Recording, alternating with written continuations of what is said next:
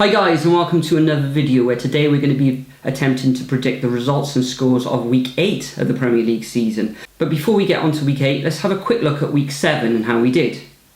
Okay, so last week you actually ended up with 8 points. Yes. You predicted one perfect result, which was West Ham's victory over Swansea City, which was 1-0, and I predicted the Arsenal-Brighton match to be 2-0 to Arsenal. But overall, you came away with 8 points, I came away with 7, so now you're actually catching up with me. Yeah, I am. On the overall scores. You've got 40 points, I've got 47, so now you're only 7 points behind me. We've got to give a shout out as well to the best predictor in the comments section, and yet again for the second week on the trot, that goes to Ray M, who scored a grand total of 12 points. So Ray M, well done to you. Let's move on to week 8.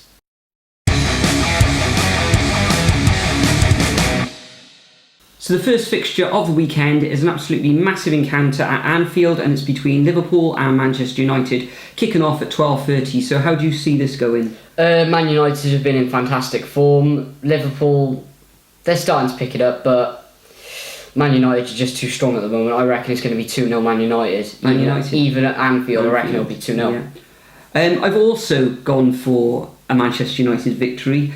Liverpool at the moment, I think Mane is out. Yeah. Yeah, he's out. Lallana is still out.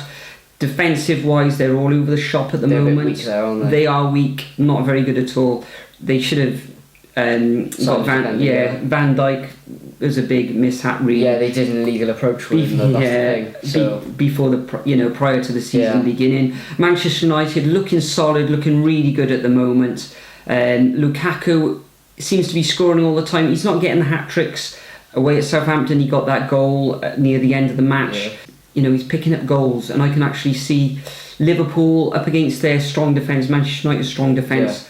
They're not going to get anything from them. So I also see a 2-0 victory for Manchester United. Okay, so the next match is Burnley v West Ham. Burnley, excellent start to the season. They're starting to pick up form a bit once again, like Man United. West Ham, they're doing quite well at the moment, even though they did win last week. They beat the other team in Wales, but they did lose the week before. So what do you think of their strike force though? Carroll, Chicharito, is that Antonio It is as pretty well? good, but Andy Carroll is so injury prone, and Chicharito just didn't get in the goals. But I just reckon Burnley are just going to run away with it 1-0. 1-0. Narrow victory. Chris Wood. Well, guess what? I've actually gone for 1-0 as well to Burnley. But yeah, Burnley, brilliant starts to the season. They're picking up. Funnily enough, they're doing better away from home than they are at home this season. Which is normally the other way around. They always do rubbish away. That's right. It was last season. You know, they 2 away wins of that. They stayed off survival really by their great form at home. However, in this encounter, I can see a 1-0 victory. Who's going to get that goal? I don't know. Maybe it will be Woods. He has scored for a few goals. I think he actually scored for New Zealand in the international break. So 1-0 Burnley. Moving on to the next fixture, which is Crystal Palace against Chelsea. Now, Crystal Palace cannot buy a goal. Benteke's out. Loftus-Cheek, who was on loan from Chelsea, cannot play in this fixture. Zaha, maybe he will be in. I don't know. Coming back from injury or not. He's still injured. So I can only see a Chelsea win. However, I don't think they're going to smash Crystal Palace because Morata's not playing. He's out injured. So I see a 2-0 victory for Chelsea. Okay, so even though Morata's injured and Palace don't have Benteke or Loftus-Cheek and Zaha's a doubt, massive doubt. I don't think he'll play. I can only see Chelsea absolutely running away with it against their London rivals. So, is Hazard going to be back for this one? I'm not sure. He might be, but I reckon it's just going to be Chelsea 3-0. Actually, I think he will be back. Yeah. I'm sure he scored for Belgium in the international break, and his brother did as well, I believe. So yeah. So 3-0 for Chelsea for you. Okay, next fixture is Man City versus Stoke. Stoke have been alright. They have okay form. They are 13th in the table. Man City currently top of their amazing form. Got amazing players such as Leroy Sané, Aguero, obviously injured in that car crash, but Stoke they can be tough to get through the defence, but they're also really good at counter-attacking. But I can see Man City can only win it. It's just going to be 2-0 Man City. Okay, I'm also going to go... That's the prediction, yeah. Okay. How can you see past the Manchester City victory in this fixture? They are missing Aguero. A slight concern for me as well is Jesus coming back off international duty, coming back from South America. So up front, are they going to rest him? Will they go 6 in midfield? Now we've seen Pep go 6 in midfield when he was in play at Barcelona and Bayern Munich as well. With that false forward 5, as well. And then Thomas Muller. However, the array of talent that they've got going forward in midfield is just phenomenal. Yeah. And I can only see a victory for Man City, 3-0 for me. So next fixture of the weekend is Swansea against Huddersfield Town. Swansea, like Crystal Palace, having a real difficult time finding the back of the net. Bonnie has come back, but he's not really starting. Tammy Abraham's not getting amongst the goals really. I think he may have 1 or 2 in the league. I think Nathan Dyer is actually coming back, so he may actually give them a bit of pace, because they're looking so static at the moment. Swansea, they really need an injection of pace in that side. Huddersfield started off the league fantastically. However, for the past 5 games they haven't won. They've been picking up draws and they've been losing matches, and I think that's going to continue here against Swansea. I'm actually going to go for a Swansea victory. Oh dear. And I can only see that. I can see Swansea scoring a goal. I can't see Huddersfield.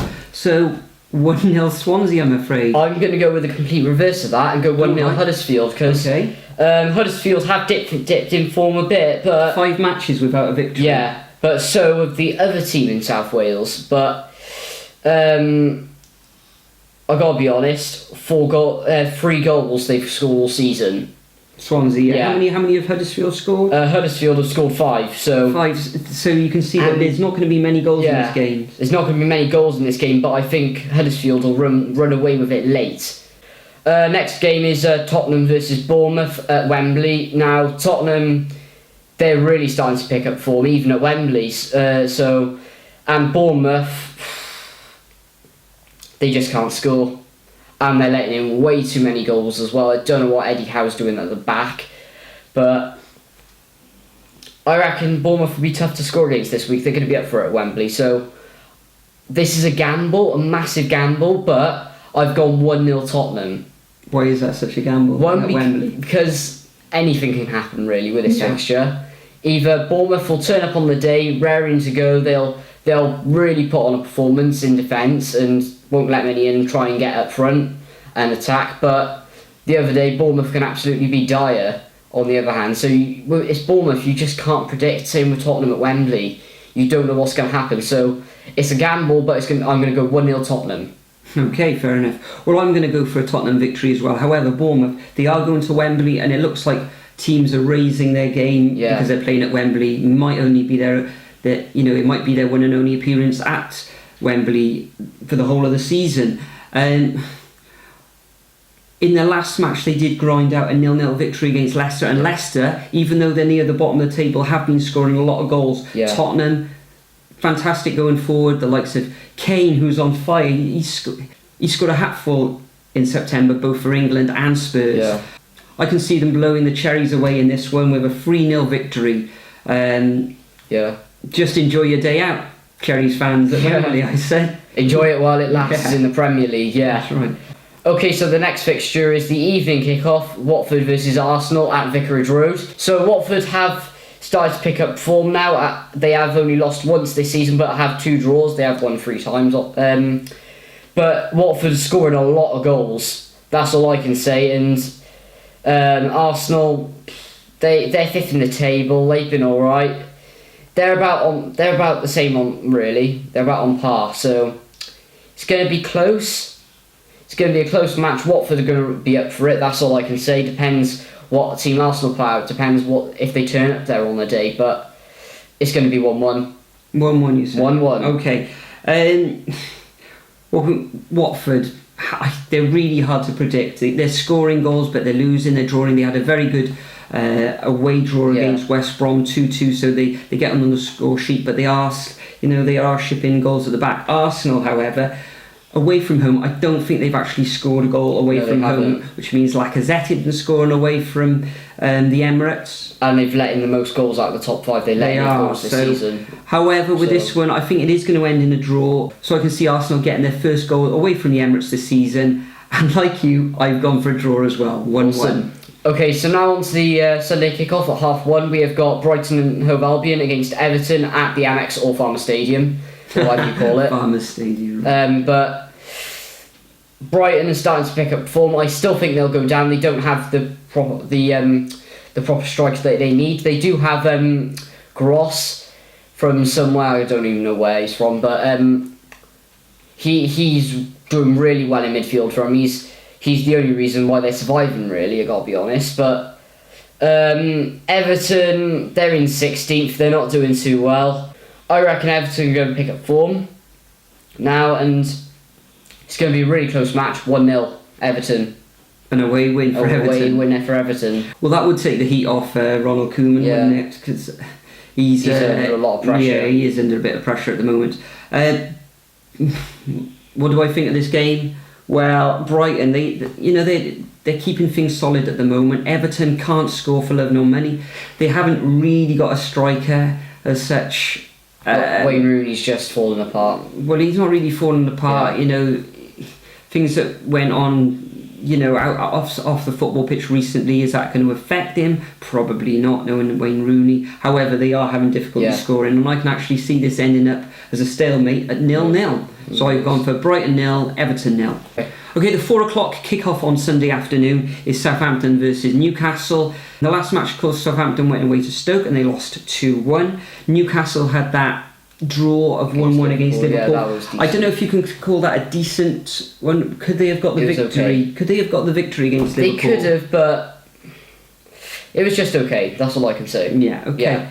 Yeah. So in this match, it's another real difficult one to predict. However, even though Southampton aren't scoring the goals, I've actually gone for a 2-1 victory to Southampton over Newcastle. Mm-hmm. Newcastle, they're not the greatest travellers when they go down south, the likes of London and South Coast. So I can't see them coming away with anything, unfortunately, from Southampton apart from a goal. So 2-1 Southampton.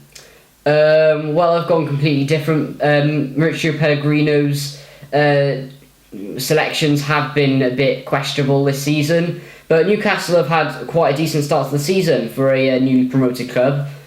They have lost twice, but they have got those 3 victories and the draw.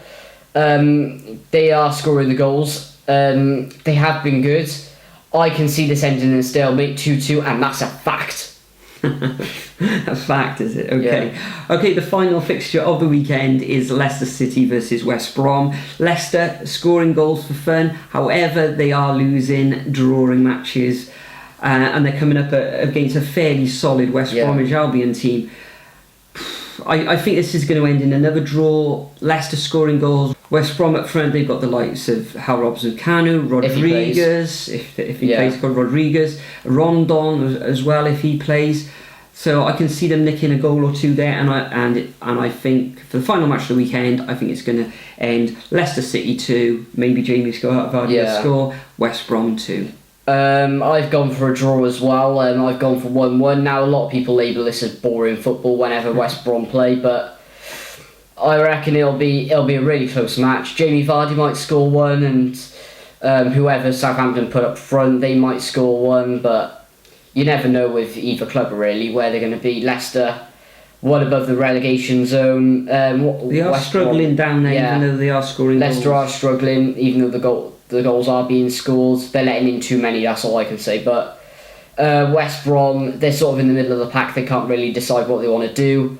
I reckon it'll be a stalemate 1-1. Yeah, of course. Actually, you say that they didn't score in their last fixture against Bournemouth, of course. But prior to that, they were scoring. So that rounds up our predictions for Week 8 of the Premier League season. What I'll do once again is leave a template of the fixtures, which you can copy and paste into the comment section. There you can make your own predictions. And for the person with the highest score at the end of next week's fixtures, I'll give a shout out to in Week 9. Mm-hmm. So the deadline for the comment section will be Saturday at midday. GMT. So yeah, just prior to the which is 7 a.m. Eastern in the US. So yeah, for our US viewers, for our US viewers. That's just before the Liverpool Manchester United match. Yeah, but for now, guys, thanks as always for watching, and we'll see you in the next video. Cheers, guys. Cheers, guys. Bye.